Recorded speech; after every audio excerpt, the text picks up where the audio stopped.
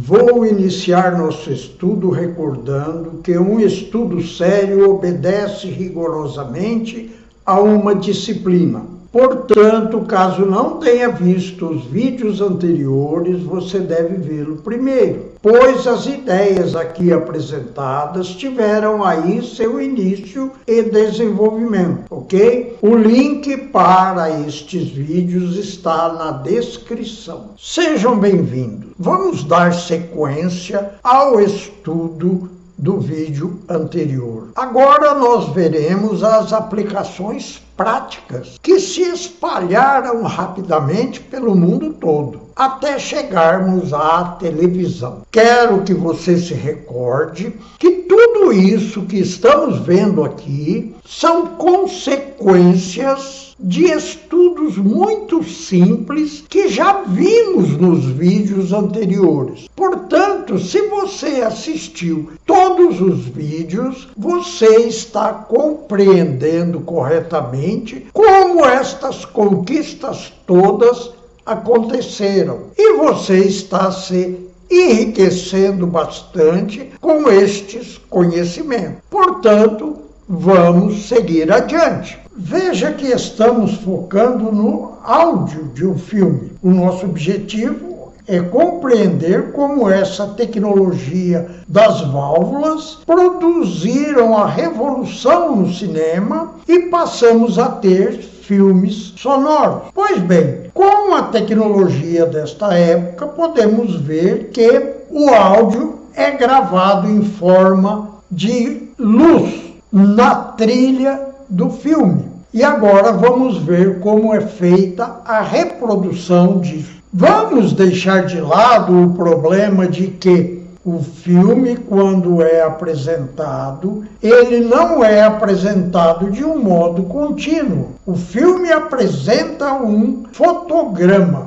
ou seja, uma pequena fotografiazinha daquela cena. Ele apresenta isso durante um certo tempo. E para evitar que ficasse piscando a tela do cinema, se passa um obturador na frente da luz que está atravessando o filme e que vai ser projetada na tela do cinema, se obstrui de modo que o fotograma seja apresentado duas vezes. E isso é como se aumentássemos a velocidade do filme. O filme custava caro para fazer. Então, esta técnica permitiu que apenas com 24 fotogramas por segundo se tenha a ilusão de continuidade do movimento e não observamos cintilações na tela. Pois bem, com o áudio não pode acontecer do mesmo jeito. Porém, isso foi fácil de ser resolvido.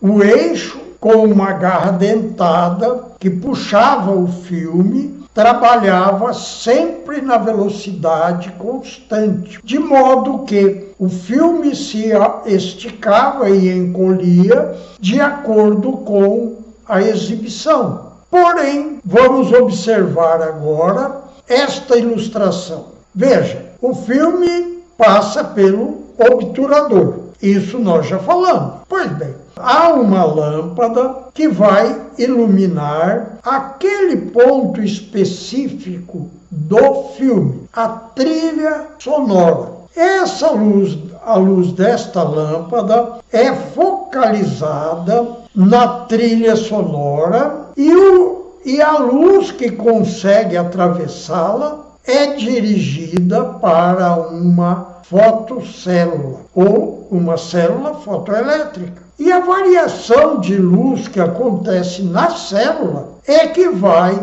produzir o sinal de som, de áudio, que vai para os amplificadores, ok? Pronto, passamos a ter filmes sonoros. Os atores agora podiam levar a sua voz também para aqueles que iriam assistir. E isto causou uma revolução, evidentemente. Puderam gravar e desenvolveram, então, muitos tipos de microfones, cada um para uma aplicação, as técnicas de gravações, enfim, houve um grande progresso. Bom, na marcha da nossa pesquisa, nós vamos encontrar, para atender também algumas analogias de André Luiz, nós vamos ver como surgiu a televisão. E eu quero que você não se esqueça de que você, se assistiu todos os vídeos anteriores, se raciocinou sobre todos eles, você tem o conhecimento adequado para compreender toda essa tecnologia que nós estamos apresentando. Veja que não existe grandes ideias nesta tecnologia toda que é apresentada hoje como algo fenomenal. O que há de fenomenal é apenas o uso dos conhecimentos que nós já observamos em nossos estudos. Se você não consegue ainda compreender corretamente tudo isso, ora, assista novamente os vídeos, desde o número 1, porque estes conhecimentos, como você vai ver no estudo do livro, nos domínios da mediunidade, estes conhecimentos vão te propiciar um novo patamar intelectual. E isso vai ser importantíssimo para o seu desenvolvimento. Não se esqueça, nunca. O que difere dois espíritos são as conquistas intelectuais de cada um deles. Pois bem, vamos começar a ver como foi que surgiu a televisão. Vamos seguindo adiante. Veja como tudo isso começou e foi evoluindo até a nossa TV atual. Você vai entrar em contato com coisas arcaicas que caíram em desuso há muito tempo. Porém, nós queremos compreender como isso funciona. E a nossa televisão atual, você vai compreender também no decorrer dos novos estudos, ok? Pois bem, observe esta ilustração. Nela temos uma câmera de televisão muito antiga e tudo está baseado no seguinte fato. Temos o efeito fotoelétrico que vai dar origem a toda a televisão. Sem efeito fotoelétrico não há televisão nenhuma, ok? Pois bem, observando esta ilustração, podemos ver que a luz que vai ser captada pela câmera é introduzida através de uma lente e projetada em uma tela interior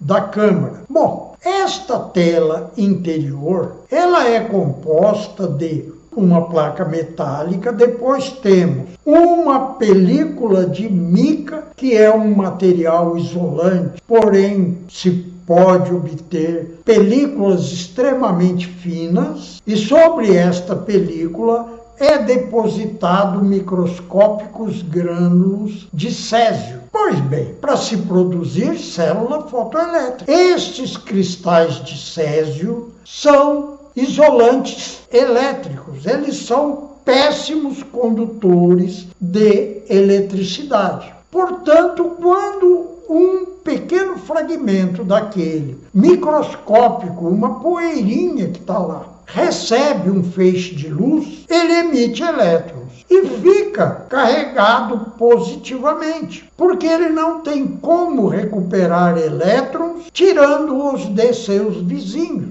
Ele é um isolante elétrico. Porém, o que ele faz? A placa metálica que está do outro lado sente que naquele ponto há um campo elétrico positivo. Bom, muitos elétrons desta placa se dirigem para aquele ponto de modo a reduzir a insatisfação daquele pequenino cristal. Ele sente a presença de elétrons por perto e se reequilibra um pouco e fica assim, de modo que quando uma ação acontece diante da câmara, o acontecimento fica todo gravado nos milhares de glânulos de cristal de césio. E do outro lado da película de mica se forma milhões de pequeninos pontos com carga elétrica. Pois bem,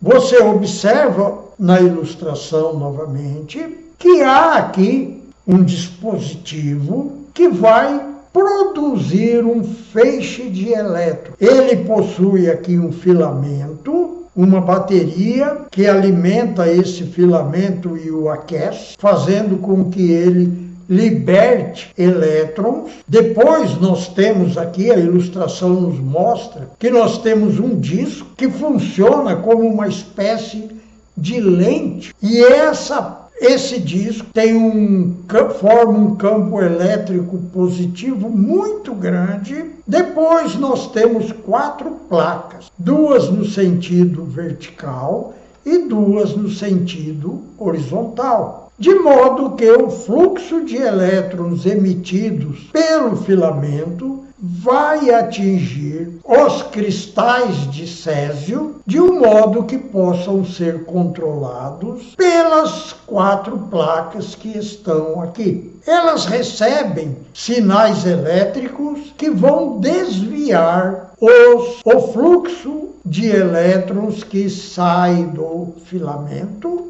e estão se dirigindo para a placa. As 2 placas que são colocadas no sentido de atrair verticalmente o fluxo de elétrons recebe um sinal que coloca o fluxo de elétrons na parte superior da imagem. E as outras 2 placas que vão fazer o deslocamento horizontal vão fazer com que esse fluxo se desloque da esquerda para a direita e depois retorne à esquerda novamente e continuando. Enquanto ela está retornando, a placa que faz a deflexão vertical empurra para baixo o fluxo elétrico, de modo que ele forma linhas na frente da tela. Quem se recorda das televisões antigas, quem assistiu, quem tem a minha idade, por exemplo, não é? Se lembra muito bem de que havia linhas coloridas. As imagens eram formadas por linhas coloridas. E este sinal que comanda a varredura do campo do fluxo de elétrons vai também ser usado para sincronizar a varredura do receptor, que nós vamos ver em seguida. Deste modo, vai se fazendo uma varredura com o fluxo de elétrons que saem do filamento. A hora que esse fluxo de elétrons atinge os cristais de césio, aqueles que estão carregados recebem uma grande carga de elétrons e se descarregam totalmente, tornam-se neutros.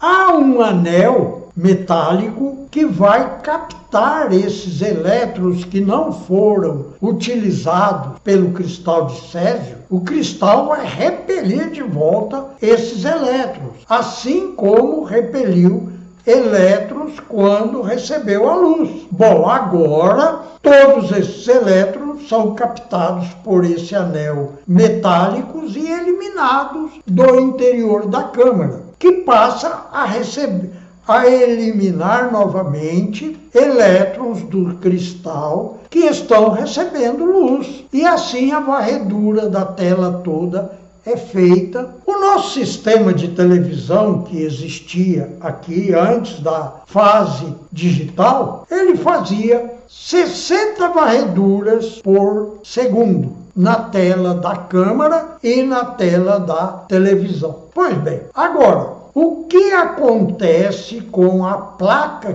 metálica que está do outro lado da mica? Quando um ponto que recebeu muita luz agora recebe o fluxo de elétrons que saíram do filamento, quando este cristal então perde a sua carga positiva, a placa do outro lado não tem mais como manter aquela carga elétrica aquela quantidade de elétrons que se aglutinaram ali. Então, esses elétrons se espalham pela placa e produz, assim, uma corrente elétrica. E essa corrente elétrica é que vai dar origem ao sinal de vídeo, ok? Este sinal é que vai ser amplificado, enviado para o transmissor e irradiado para os receptores. Pois bem, este é um modo muito rudimentar de mostrar tudo isso. Eu estou mais interessado em que você compreenda que, com aquelas tecnologias que todos já devem ter compreendido, se pode produzir